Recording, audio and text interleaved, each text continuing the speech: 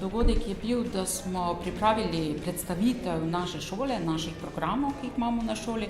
To smo pripravili z razstavo, ki smo pripravili v hiši ali v centru eksperimentov Maribor. V okviru tega pa smo pripravili še ta kulturni predstavitveni dogodek, kjer smo pa povezali projekt naše šole s projektom kulturne dediščine. Ja, letošnji projekt, torej Dnevi evropske kulturne dediščine, je temeljil na vodi, tako da smo potem tudi tale dogodek povezali z vodo, z Benetkami, torej mestom na vodi, saj je tudi torej naša šola, srednja gradbena šola, ne? Tako da vse te stvari povezujemo seveda s stroko.